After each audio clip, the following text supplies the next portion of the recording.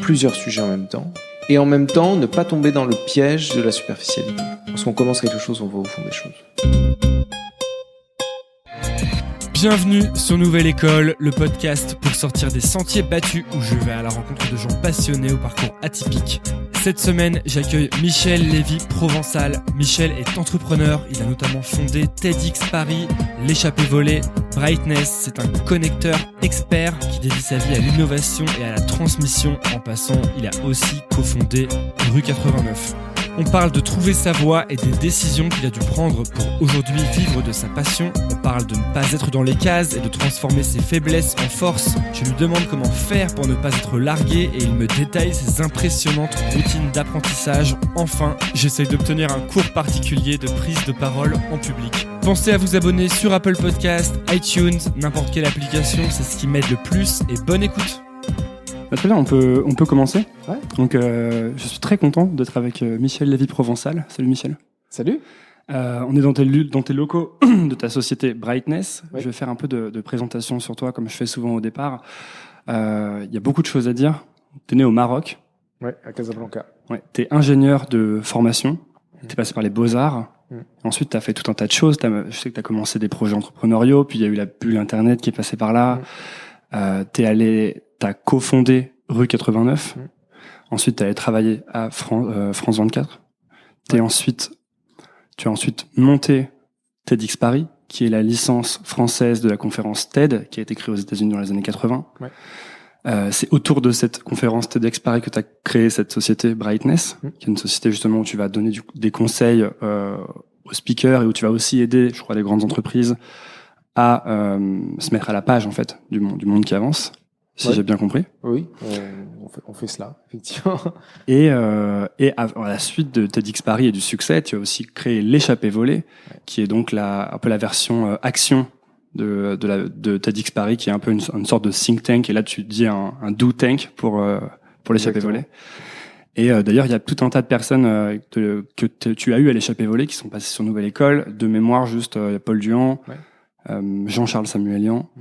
Donc voilà, il y a tout un tas de choses dont on peut parler, et surtout que ce qui frappe, je trouve, on va parler de toutes ces choses, mais ce qui me frappe quand je regarde ce que tu as fait, quand je regarde ton parcours et quand je lis ce que tu écris ou quand je regarde tes conférences, c'est il y a un grand optimisme chez toi. En tout cas, vis-à-vis du futur, tu as aussi écrit un livre, enfin en tout cas tu as sorti un livre qui s'appelle, je crois c'est Demain, Territoire de tous les possibles. Territoire de tous les possibles.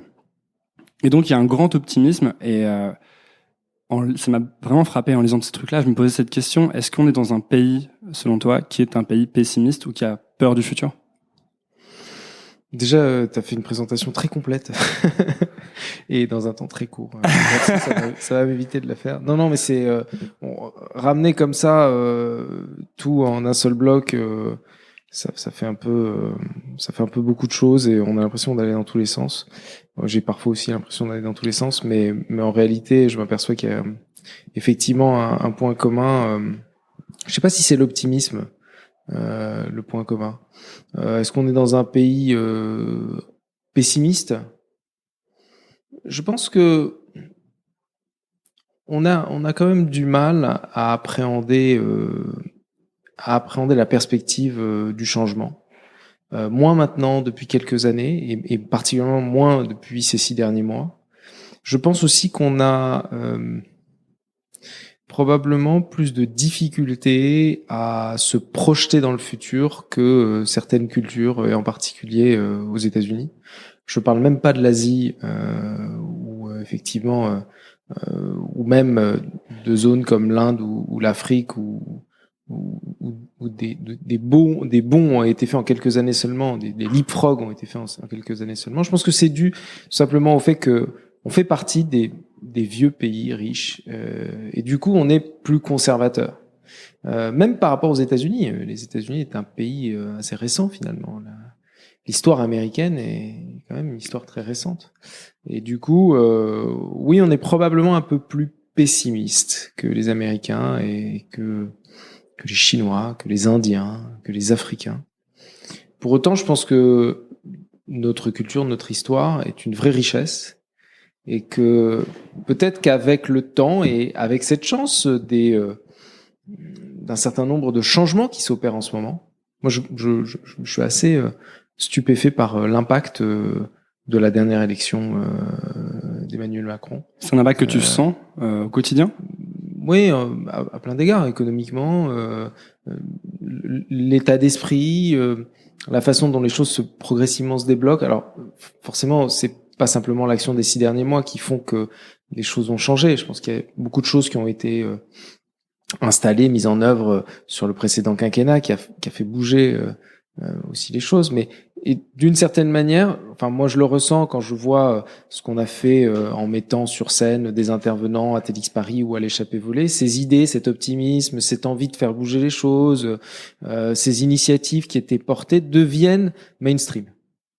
Je dis souvent, voilà, ça y est, TEDx Paris c'est devenu mainstream. Macron est le premier président TED.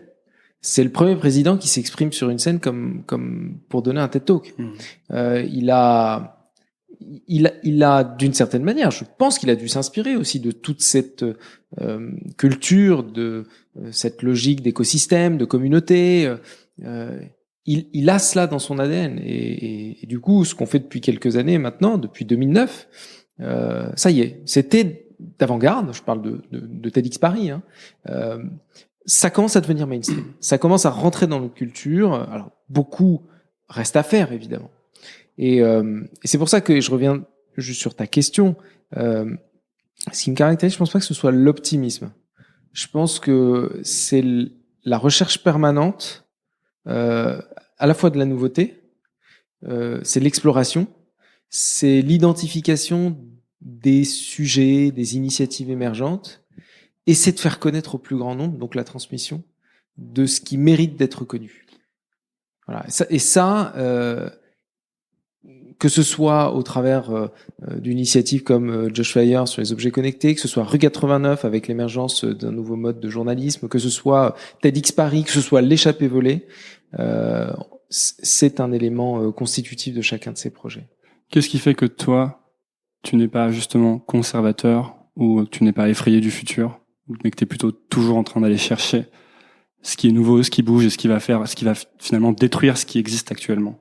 Je sais pas si je suis pas un conservateur. Enfin, je serai forcément un jour un conservateur. Je sais pas si peut-être que pour certains, je suis un conservateur. Oui, mais dans ton parcours, on garde vraiment une. Effectivement, oui. Je pense que c'est cette envie en permanence de découvrir ce qui arrive. Après. Mais tu sais d'où ça te vient, ça?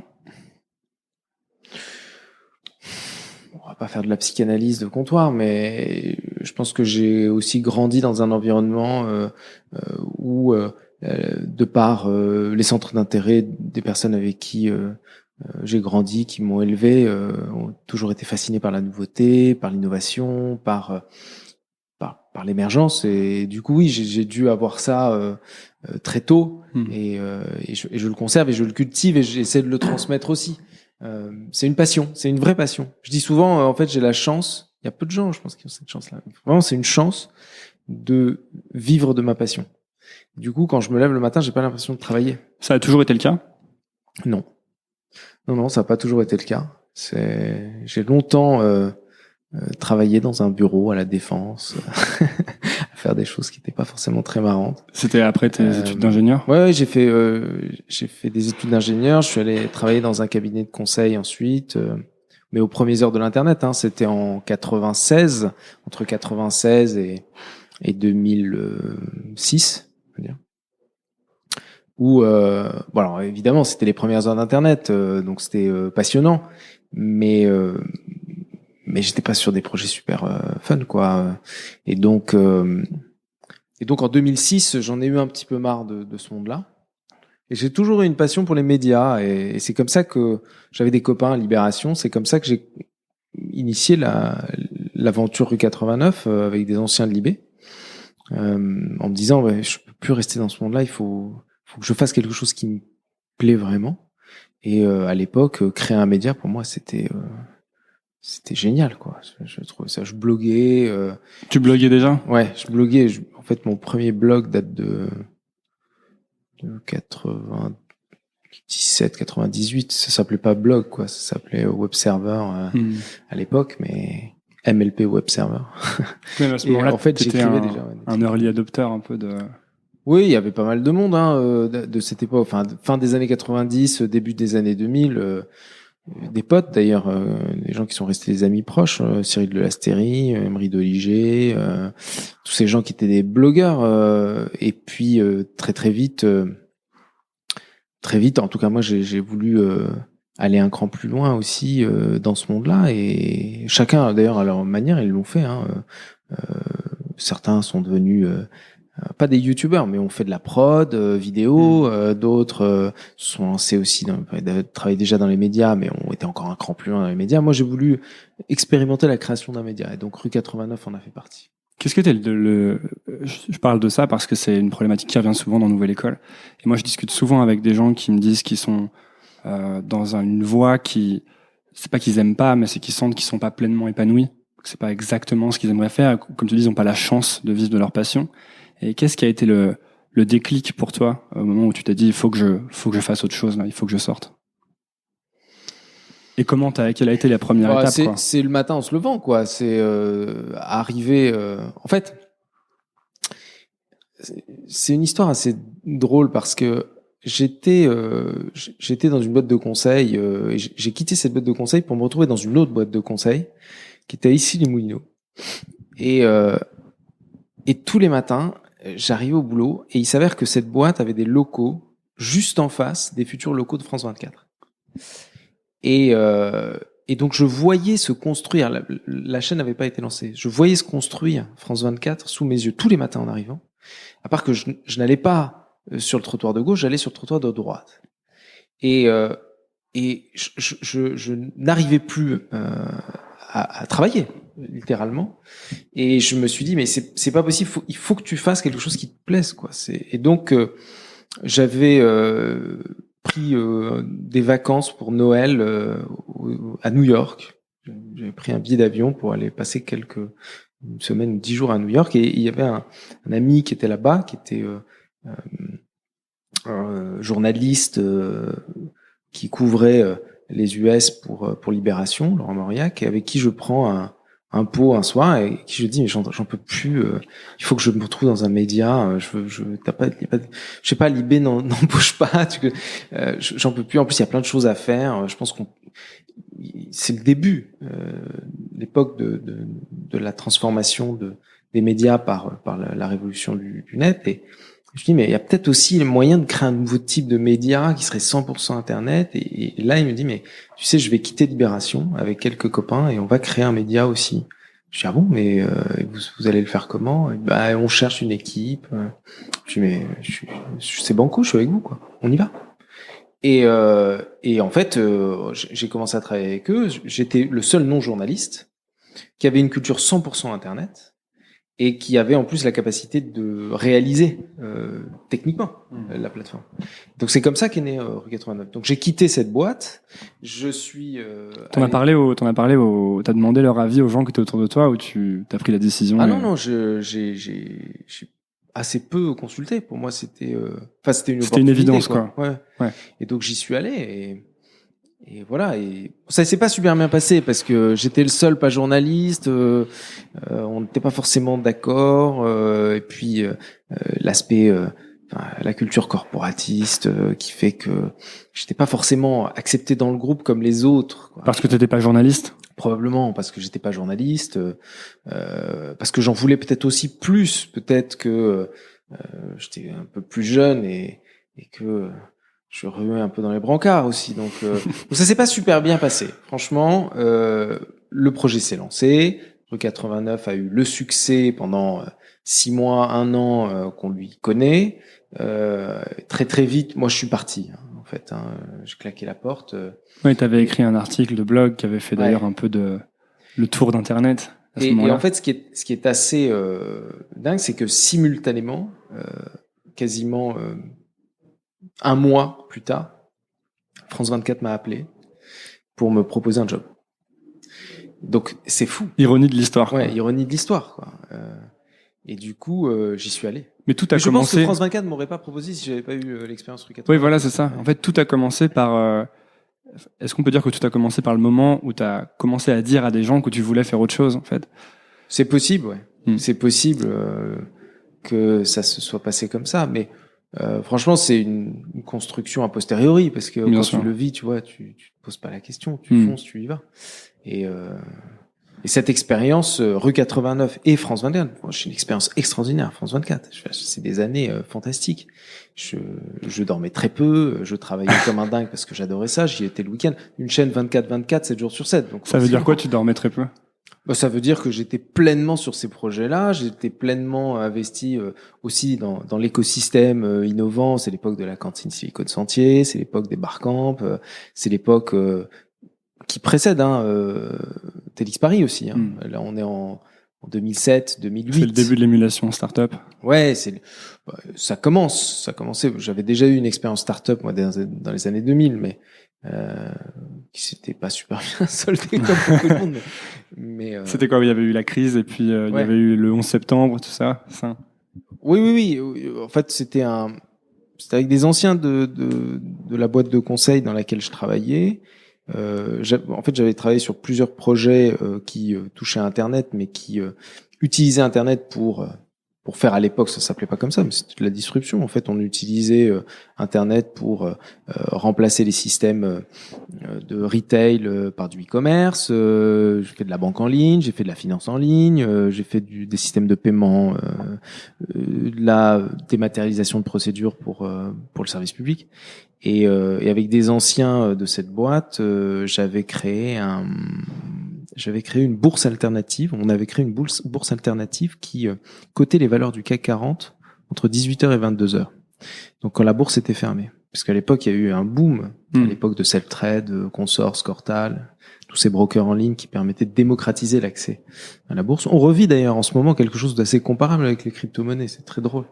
Il y a quelque chose de cet ordre-là. Je parle de ça, c'était en 99. Donc quasiment 20 ans plus tard, on retrouve des similitudes avec cette époque-là.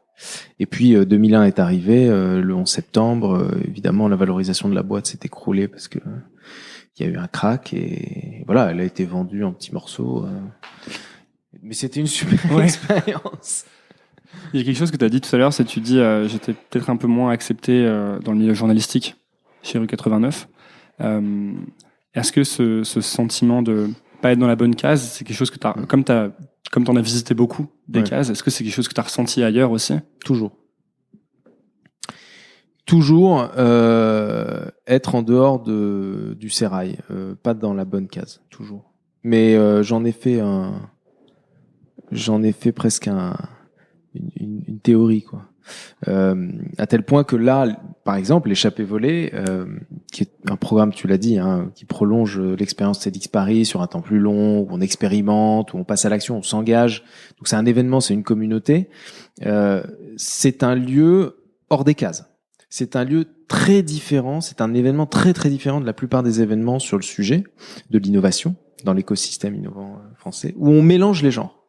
On va avoir des artistes, on va avoir évidemment des entrepreneurs, des scientifiques, des philosophes, des éthiciens, des designers. Ça, c'est une première étape. Et puis, moi, je suis convaincu, et avec l'équipe, on l'est aussi, que c'est à l'intersection de ces différentes compétences, ces différents mondes, qu'il y a quelque chose de nouveau qui émerge.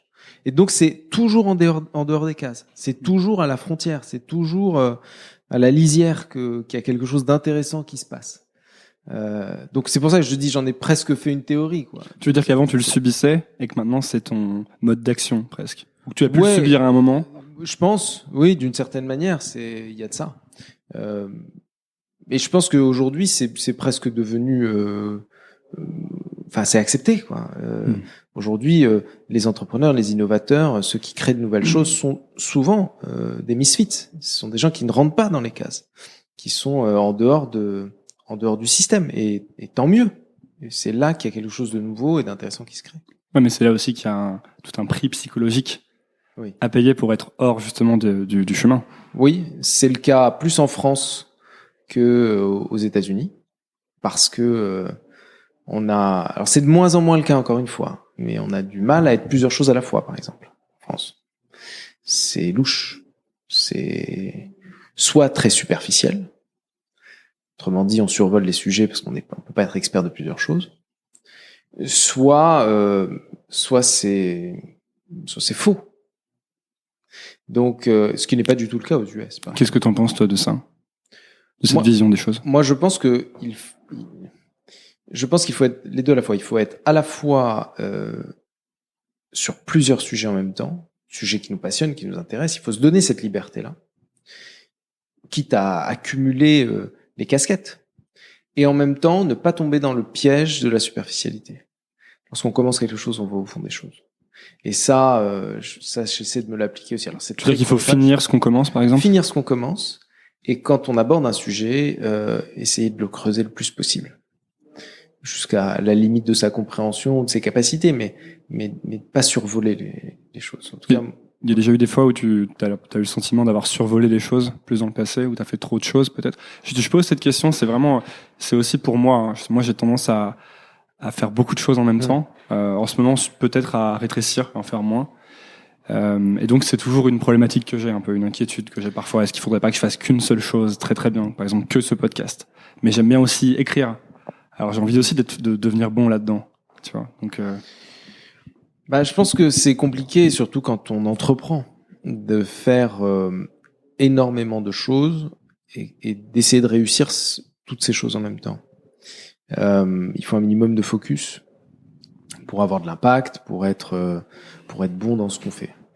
Pour autant, je pense qu'on peut trouver un lien dans plusieurs passions qu'on peut mener en parallèle. Et je pense qu'elles peuvent s'alimenter, en fait. Moi, je sais que j'ai pas l'impression de faire beaucoup de choses en même temps. Et pourtant, j'ai la chance d'avoir un métier où je côtoie des mondes très très différents. J'ai déjeuné avec des pionniers de la biotech ce midi. Je peux travailler sur des sujets d'IA, pas parce que j'en suis un expert, mais parce que j'ai la chance de côtoyer des gens qui travaillent sur ces sujets depuis des années et qui sont experts sur le sujet. On a la possibilité de rencontrer des pionniers sur les thèmes des nanotech, de la blockchain. Alors ça, ce sont toutes les technologies qui émergent. Ensuite, les usages, les nouveaux modes d'organisation, tous ces sujets qui sont en fait au cœur de la transformation dans laquelle on vit sont mes sujets de prédilection. Alors c'est très difficile de dire voilà, on est expert de tous ces sujets. Je suis pas un expert de tous ces sujets. Pour autant, je m'intéresse à tous ces sujets et j'essaie d'être le plus exhaustif possible sur chacun de ces sujets et d'avancer avec un niveau d'expertise qui est à chaque fois le niveau maximum que je peux atteindre sur ces sujets-là. Donc c'est je pense un point très important. J'ai réussi à mon avis à trouver un métier, un projet qui arrive à les relier tous, puisque organiser nos événements, animer une communauté, accompagner des entreprises. Comment tu le définis ton métier d'ailleurs? Moi, je le définis en 3 mots, très simple. C'est explorer, découvrir et transmettre. En gros, c'est ça, mon job. Et après, pourquoi faire? Pour aider des organisations ou des individus à être acteurs du monde qui vient. Et à être des changemakers à l'heure où on est aujourd'hui, parce que ce changement doit s'opérer. Et si possible, à faire en sorte que ce changement soit pour le meilleur. Justement, c'est un sujet c'est intéressant ce que tu dis. Je vais avoir 26 ans bientôt, et j'ai déjà le sentiment, alors que j'ai quand même beaucoup cravaché dans l'univers tech, ou start-up, ou innovation, j'ai déjà le sentiment que quand je pose ma tête sur un oreiller 5 minutes et que je la relève, j'ai raté beaucoup de choses. Et que je vais vite, en fait, être dépassé par beaucoup de choses qui se passent tellement ça va vite. Et fear of missing out. Ouais. Et je me dis comment faire pour ne pas être complètement décroché, complètement largué, parce que en fait, il y a une sorte d'arrogance quand t'as 20 ans face aux générations plus âgées, de se dire ils comprennent vraiment rien, parce que nous on baigne dans les choses qui sortent. Mais je pense que très vite tu sors des choses qui sortent, puisque tu sors des écoles, tu sors des études, tu sors de tes groupes d'amis, et finalement tu peux vite devenir cette génération un peu que t'as critiqué ou dont t'as dit qu'elle était un peu larguée plutôt. Non, mais c'est sûr que on vit dans un monde qui va de plus en plus vite. Du coup, forcément, soit tu déploies de plus en plus d'énergie pour faire de plus en plus de choses et être de plus en plus à la page sur les différentes choses que tu fais. À un moment donné, il y a une limite à ça. Ouais, tu pourras jamais être... Voilà. Soit tu essaies de trouver une sorte de martingale positive qui te permet de toujours être en avance sur un certain nombre de sujets qui te passionnent, tout en ayant un point de ralliement de ces différents sujets et qui a un projet à la clé. En tout cas, moi, c'est la stratégie que j'ai essayé d'adopter. Parce que moi, quand je regarde ce que tu as fait, j'ai le sentiment que tu as trouvé la meilleure technique au monde pour être toujours avec les gens qui font les nouvelles choses et ne jamais je sais pas si c'est la meilleure technique, mais c'est une technique effectivement moi qui me va bien parce que j'ai cette chance. C'est le bureau des bonnes nouvelles. Les gens tapent à ma porte, ils ont toujours des projets extraordinaires pour changer le monde. C'est génial comme métier.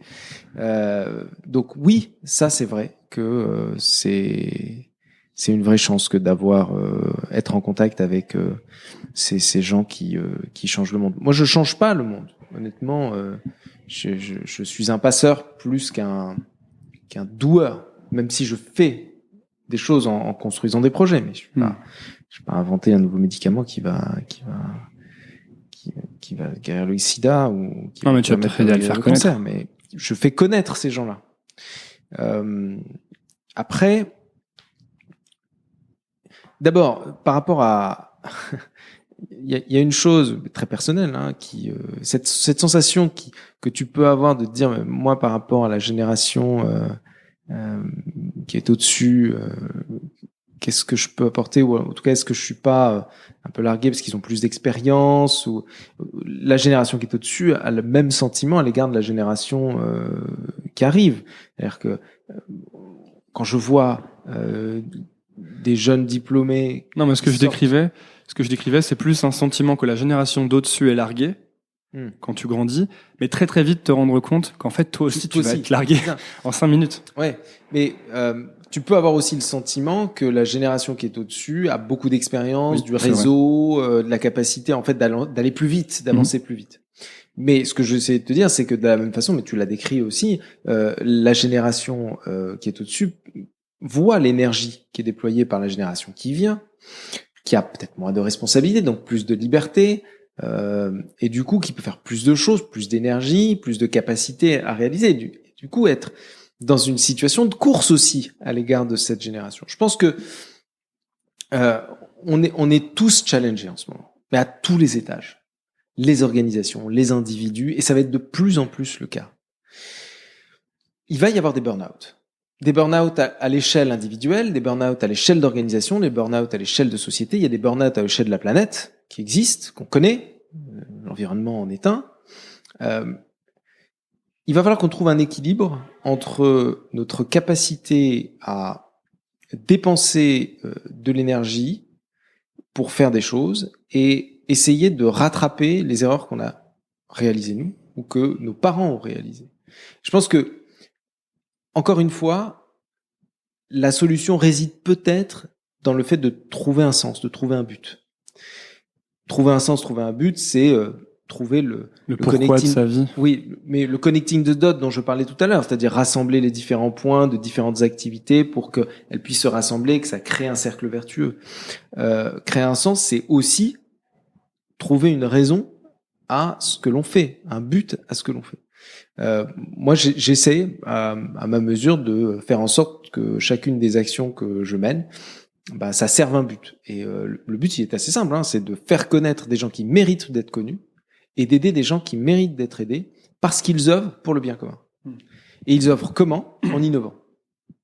Et en fait, la martingale est assez claire, c'est que ces gens qui ont besoin d'aide, qui ont besoin de visibilité, vont être aidés, vont être visibles parce que la communauté qui suit ce qu'on fait sur TEDx Paris, sur l'échappée volée, les entreprises qui nous suivent, nos partenaires, etc., vont les aider, vont les faire connaître, vont travailler avec eux et du coup, vont en profiter aussi. C'est-à-dire que ces entreprises ont besoin de travailler avec ces acteurs du changement pour elles-mêmes se transformer. Et donc, c'est là que le cercle vertueux intervient.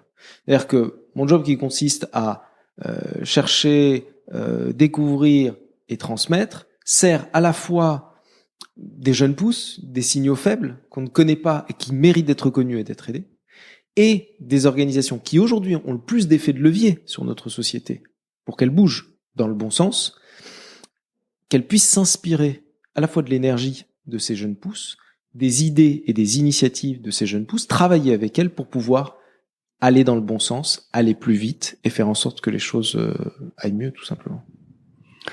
Mais si mettons que je suis un jeune entre 20 et 30 ans et que je vois ce changement du monde qui s'accélère et que je vois il y a un risque que soit je prenne du retard, que je sois largué ou que j'arrive pas à trouver du sens justement, qu'est-ce que je fais en fait? C'est une question assez large, hein, mais quelles sont les premières choses que je peux commencer à faire justement pour pas être mis de côté par la grande roue du changement qui emporte tout?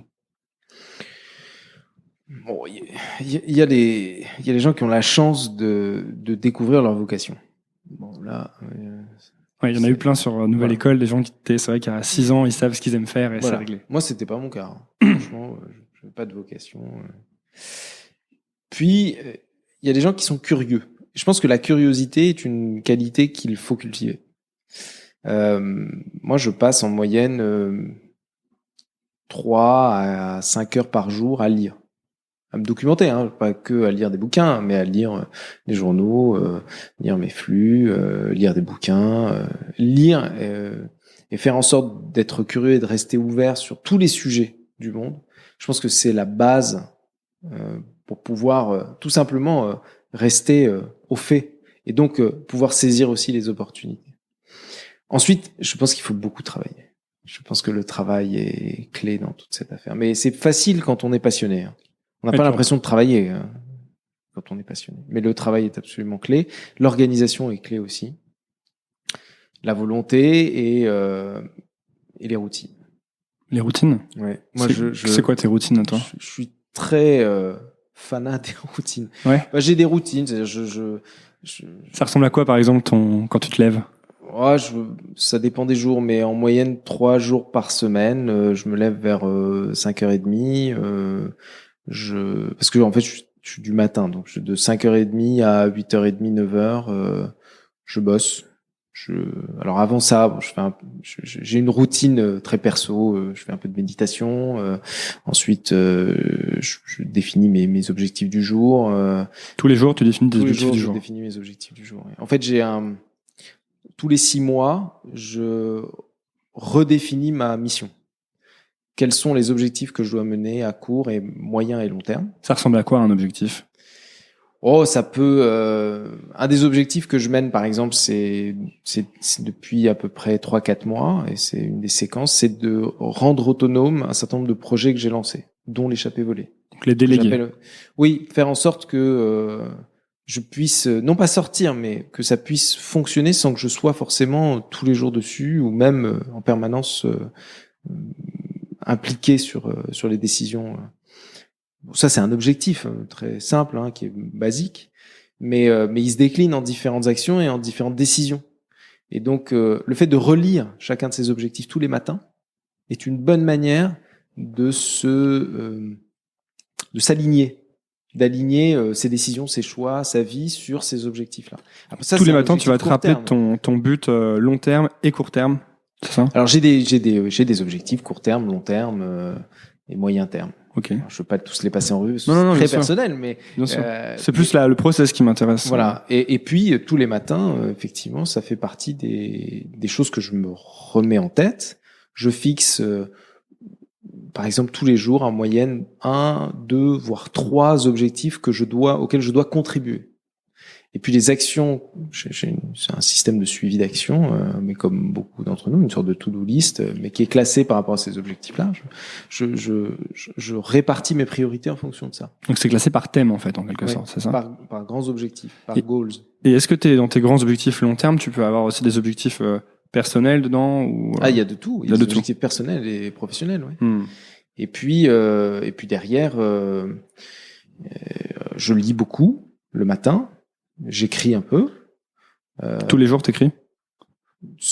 Non, pas tous les jours. En moyenne, 3 fois par semaine. Ensuite, je me douche. J'amène 1 fois sur 2 ma fille à l'école. Je vais bosser. Et puis, je m'arrête un peu plus tôt dans la journée, vers 10h30, 18h. Je vais faire un peu de sport. Et puis ensuite, comme je suis pas trop du soir, le soir, je me repose, quoi.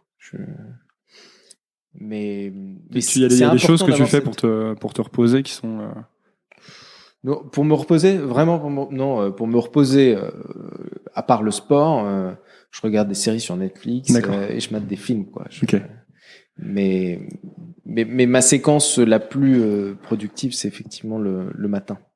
Ouais. Et donc c'est ces routines qui sont organisent ta vie tout le temps, quoi. Parce que tout à l'heure tu disais 3 fois par semaine.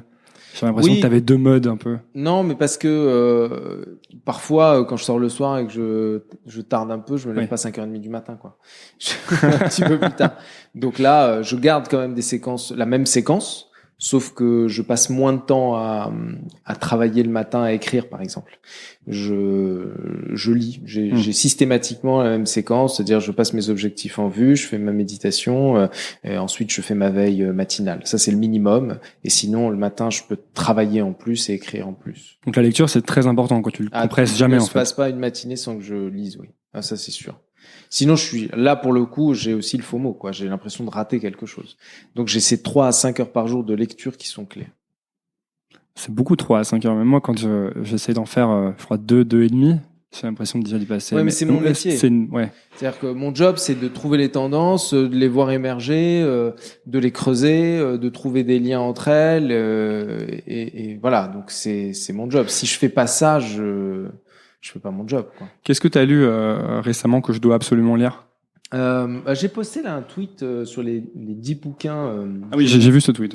Ouais, j'ai lu une 50aine de bouquins cette année, en moyenne 1 par semaine, mais il y en a 10 qui m'ont paru absolument clés. Il y avait, je crois, Thinking Fast and Slow. Ouais, Thinking Fast and Slow. Il y avait Life, c'est le dernier bouquin que j'ai lu, Life 3.0, qui est un livre sur l'évolution de l'intelligence artificielle, la biotech, et puis l'avenir de l'humanité, qui est passionnant, de Max Tegmark.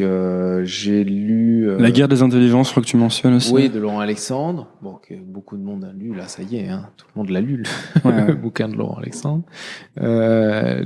J'ai lu un livre extraordinaire qui m'a marqué, qui s'appelle Mathématiques existentielles. C'est un artiste mathématicien qui met l'existence en équation. Et pour ceux qui aiment un peu les maths, c'est fascinant parce qu'il arrive à démontrer, par exemple, que le comportement qu'on connaît tous, hein, fuis-moi, je te suis-moi, je te fuis, il arrive à le démontrer mathématiquement. Il a créé une équation de l'amour. Et en dérivant l'équation de l'amour, il tombe sur cette équation-là. Fuis-moi, je te suis-moi, je te fuis. C'est un des exemples. Il a plein d'équations comme ça qui régissent les lois de l'existence. Cet auteur est fantastique. Et c'est juste pour l'exercice ou est-ce qu'on en tire des leçons de vie un peu? Pour moi, ce bouquin permet d'économiser 15 ans d'analyse. Okay. Il est génial. C'est important. Il est vraiment génial, ce livre. Je mettrai il est très court en plus. Pour les gens qui écoutent, je mettrai tous les livres dans les références de l'épisode. Il y a les 10 bouquins qui ont été. Je les ai postés sur mon compte Twitter avant-hier, je crois. Donc, tu disais beaucoup de curiosité et beaucoup de travail. Beaucoup de travail, beaucoup de curiosité, des routines, ouais. Et le bon focus aussi, ouais. Parce qu'on peut travailler sur les mauvaises choses, en fait. Voilà, c'est ça. Non, mais c'est pour ça que faire le point tous les 6 mois sur sa mission, c'est clé.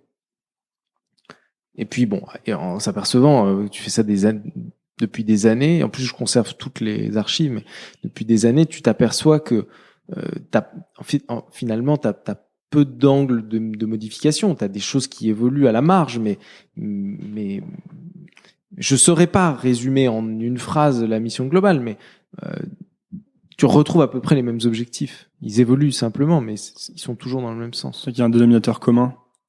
Oui, c'est en fait le dénominateur commun. Je t'ai dit tout à l'heure, c'est explorer, découvrir et transmettre. Ça, c'est une évidence.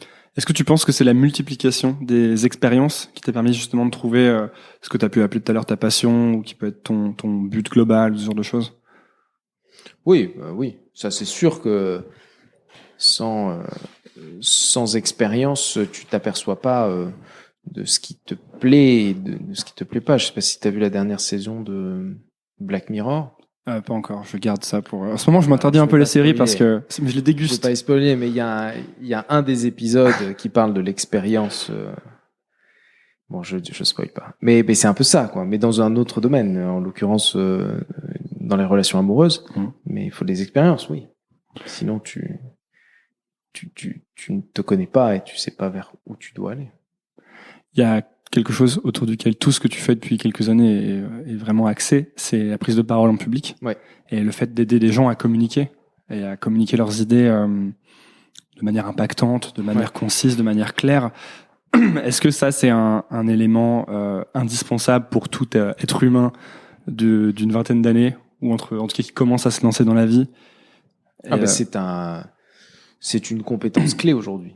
Ne pas savoir s'exprimer en public et transmettre ses idées, c'est un vrai frein pour quelqu'un qui soit a vocation d'être un leader dans un domaine donné, entrepreneur, chef d'équipe, chacun à son échelle. Et donc, oui, c'est une compétence à acquérir. Tout le monde peut le faire. On croyait longtemps que c'était destiné et dédié uniquement à des gens qui avaient un don. C'est complètement faux. Mais comme beaucoup de choses, non, j'ai le sentiment que je discute souvent avec des gens qui me disent qu'ils peuvent pas faire quelque chose parce qu'ils sont pas assez comme ça. Je discutais hier avec une personne qui me disait je suis pas bonne là-dedans parce que je suis pas assez disciplinée, organisée. Et moi, j'avais le sentiment que la discipline ou l'organisation, ça se travaille en fait, un peu comme tout, quoi. C'est un processus qui prend du temps. Oui. Donc, c'est sûr que si t'es très désorganisé demain, tu vas pas être super organisé, mais peut-être que dans 5 ans, tu seras extrêmement organisé si t'as mis les choses en place. Oui. Et est-ce que c'est finalement pas pareil pour la prise de parole et pour toutes les autres Complètement. Il y a une méthodologie, il y en a plusieurs d'ailleurs, qui permet de comprendre que pour délivrer un discours en public, il faut construire une trame, il faut savoir ce qu'on va délivrer comme message, il faut avoir une introduction claire qui attire l'attention du public, il faut avoir une conclusion qui soit courte, impactante, qu'on connaît, il faut répéter. Ne pas répéter, c'est une erreur fondamentale. Oui, j'ai vu dans une de tes interventions à TEDx Alsace, je crois, tu disais que tu avais répété déjà toute la journée et que tu allais répéter toute la journée du lendemain, et que là c'était le dîner, je crois, vers 21h ou 22h, et tu allais répéter après le dîner, et que quand tu lis la biographie de Steve Jobs, tu te rends compte qu'il répétait pendant des semaines et des semaines et des semaines, que tout était parfait, quoi, au millimètre. Steve Jobs a été une vraie inspiration pour toute une génération de speakers, ça a été l'un des premiers à le faire. Évidemment, c'était un maniaque en plein de domaines, et en l'occurrence sur ces talks, il était complètement fou avec les détails, non seulement avec lui-même, mais aussi avec l'entourage et avec la façon dont la mise en scène était construite. Et ça, c'est aussi une envie de bien faire, une envie de créer une expérience qui touche, qui marque, qui impacte.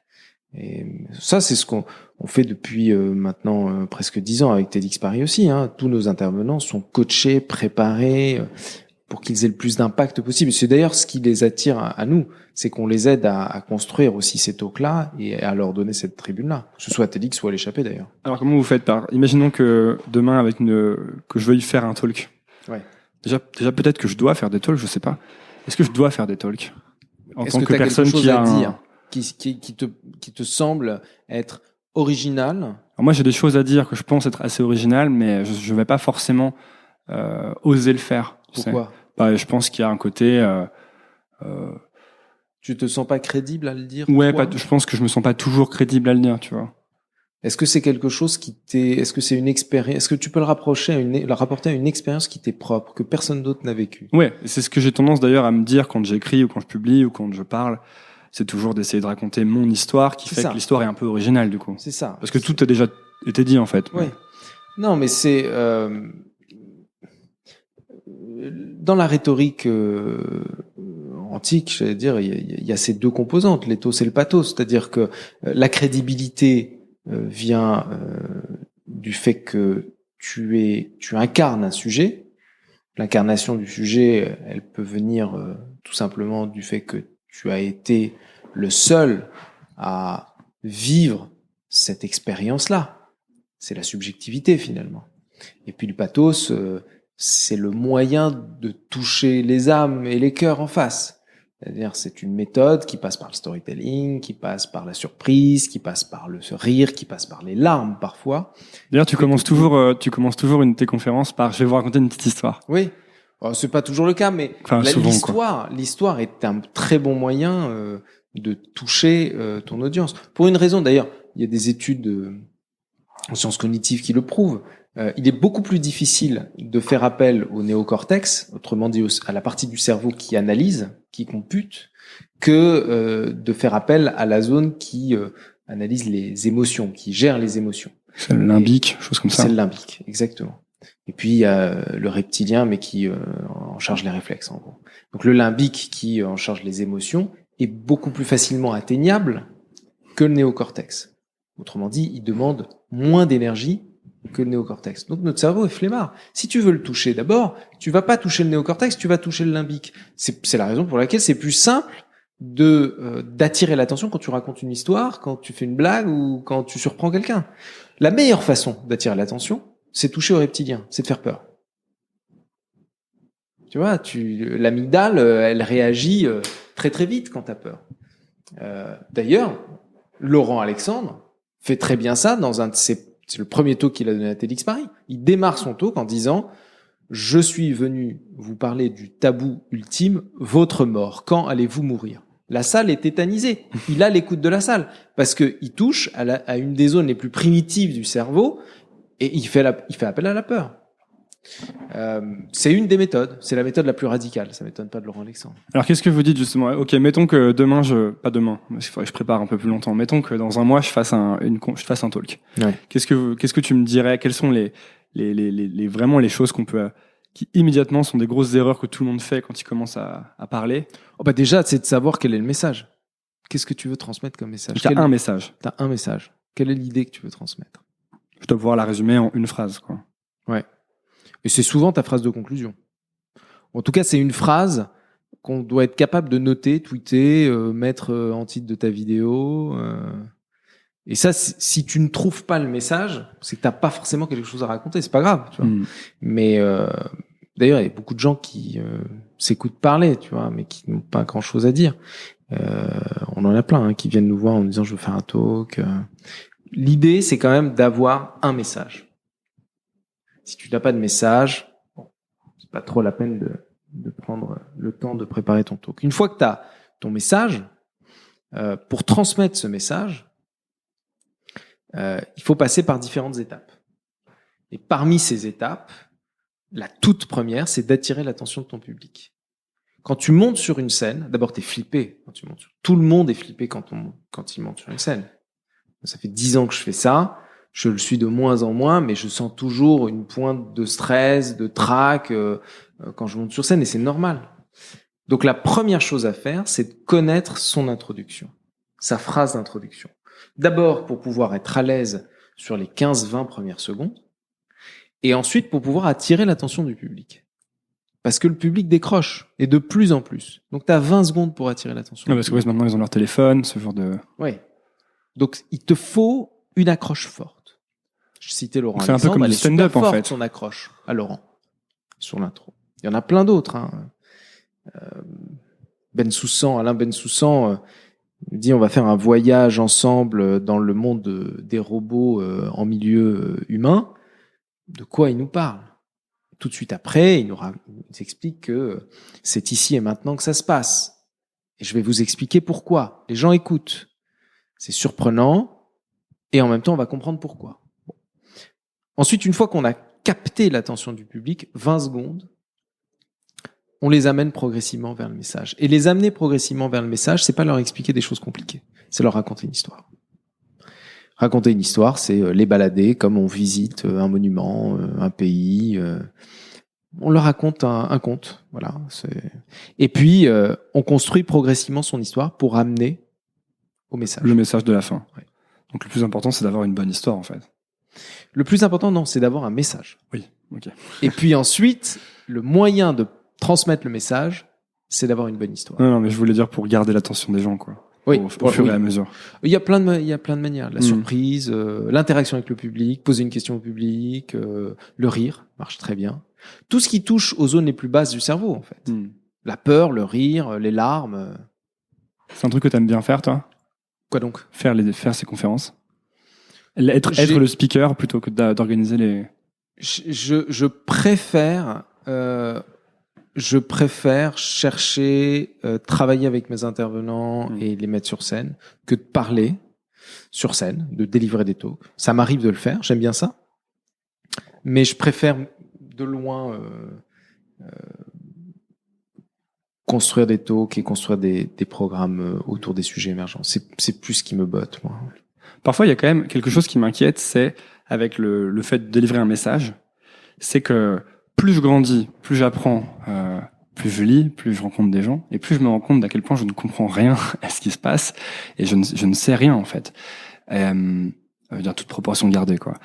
Et donc, délivrer un message, donner une opinion tranchée, c'est dire, je pense qu'il faut faire ça, faites ceci, ou alors le monde va devenir comme ça, ou toi, quand tu parles, souvent tu parles du futur, et tu dis, en 2050, il y a de fortes chances que ce soit comme ça, donc vous devriez faire ça pour vous préparer. Est-ce que parfois t'as pas peur de te tromper complètement et de te dire en disant oh là là, qu'est-ce que j'ai raconté, ou qu'on vienne te dire qu'est-ce que tu racontais? Non, mais ce que tu viens de dire là, cette sensation d'avancer en sachant de plus en plus et en ayant en même temps l'impression d'en savoir de moins en moins, c'est le propre de la science d'ailleurs. Plus on découvre, plus on s'aperçoit de notre ignorance aussi. Hein.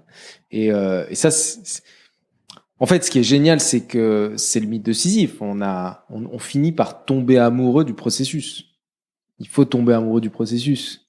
Sinon, sinon tu deviens un vieux con bouffi pensant que tu sais tout et voilà, quoi, ça a aucun intérêt. Ce qui est intéressant, c'est de garder en permanence ce doute et cette curiosité, cette soif d'apprendre et de découvrir. Et plus tu apprends, plus tu t'aperçois qu'il y a des champs inexplorés qui restent à découvrir et tu continues. Voilà. Et ça, j'espère que ça ne s'arrêtera pas. Mais il faut quand même avoir la confiance nécessaire pour arriver à affirmer des choses. Non, la question que tu poses, si c'est ça, c'est de dire, finalement, comment est-ce que tu résous l'équation qui consiste à avancer, en savoir de plus en plus, et en même temps s'apercevoir à quel point on est loin d'être un expert, et donc quelle légitimité j'ai moi à porter un discours sur le sujet. Bon, ça c'est le classique syndrome de l'imposteur, c'est-à-dire que t'arrives sur une scène typiquement où tu t'exprimes sur un sujet, tu te dis mais quelle légitimité j'ai moi à parler, quoi. Tu vois. Je pense que le syndrome de l'imposteur, on l'a tous eu et on l'a probablement aussi sur un certain nombre de sujets encore qui sont des sujets parfois un peu complexes. Et il est bon le syndrome de l'imposteur. Ça évite d'être un vieux con bouffi, quoi. Mais il faut savoir le dépasser aussi un peu. Donc en fait, peut-être que la posture, c'est une posture d'ouverture, de curiosité, encore une fois, et de capacité de recul sur soi et de doute. Voilà. Mais ça ne veut pas dire non plus que on n'a rien à apporter au débat. De toute façon, on est tous des passeurs. Hein. On n'invente rien. On ne fait que processer des choses qui existent. Après, on y met notre sauce à nous. Des fois, elle est meilleure que d'autres. Des fois, non. Ce qu'il faut, c'est faire en sorte de bien faire son boulot. Moi, je pense que c'est ça le rôle de chacun d'entre nous. Bien faire son boulot? Ouais. Bien faire son job. Chacun. Son job, c'est pas forcément son travail. C'est sa mission, quoi. Alors justement, est-ce qu'il y a enfin pas justement, ce n'est pas directement lié. Tu parlais tout à l'heure de tes routines, de tes habitudes, même de ta progression. Est-ce qu'il y a quelque chose que tu n'as jamais réussi à gommer et sur lequel t'as un peu abandonné, quoi? Tu te dis finalement ça fait partie de moi, un défaut que tu... Ouais, je pense le sport, là, c'est cool. Non, mais je fais pas mal de sport. Je fais au moins 4 séances par semaine, 4, des fois 5. Je suis pas un sportif, non, c'est pas mon truc. Mais je cours, j'essaie de courir, j'essaie de faire un peu de sport, mais je me maintiens, comme on dit. Ouais, non, ça. Non, après, bien sûr, il y a plein de choses. Il y a plein de choses. Évidemment. J'aurais tellement aimé pouvoir avoir plus de capacité d'apprentissage, de compréhension plus rapide des phénomènes, des choses que je lis. Des fois, je comprends pas des trucs. Évidemment, c'est évident. Et plus j'avance, ça m'arrive très très souvent de vouloir aller vraiment profond sur des sujets, d'acheter un bouquin, de rien comprendre, quoi, et de pester parce que j'ai pas assez suivi mes cours de maths ou mes cours de philo, ou tu vois, j'aurais aimé faire beaucoup plus d'études que je n'en ai fait. Je suis stupéfait par cette jeune génération. Bon, c'est vrai que je rencontre beaucoup de personnalités qui ont ce genre de profil, mais qui font Harvard, Sciences Po, Berkeley, l'ENS. Je suis halluciné par cette génération qui est slasher et en même temps avec un parcours académique, mais que j'aurais pas pu faire une seule des écoles qu'ils ont réalisées, mais eux les accumulent. Il y a plein d'exemples comme ça. De jeunes qui font des études à rallonge. Ouais, peut-être faire plus d'études. Je pense qu'il faut pas lésiner sur. Enfin, c'est un truc de vieux con, encore une fois, de dire ça. Mais faut pas lésiner sur les études. C'est important, quoi. C'est important d'avoir d'avoir un bon background académique. Ou alors, de bosser toute sa vie pour le rattraper. Eh ben, merci beaucoup, Michel Lévy-Provençal, d'être venu sur Nouvelle École. Merci à toi, Antoine. Normalement, je finis en disant quel conseil tu donnerais à une version plus jeune de toi, mais je crois que ta réponse d'avant englobe un peu ça, quoi. Ouais, je pense. Donc, merci d'être venu sur Nouvelle École. Voilà. Merci. Salut. Merci d'avoir écouté. Si ça vous a plu, pensez à vous abonner sur iTunes ou Apple Podcast en cherchant Nouvelle École. C'est la première étape. Ensuite, vous pouvez encore plus m'aider en donnant une note au podcast, 5 étoiles de préférence. Ça se passe dans la section avis de iTunes ou de l'application podcast et ça aide beaucoup Nouvelle École. Vous êtes de plus en plus nombreux à suivre et ça me permet d'améliorer sans cesse le podcast. Merci à tous. Nouvelle École, c'est tous les lundis sans faute à 17h. À la semaine prochaine.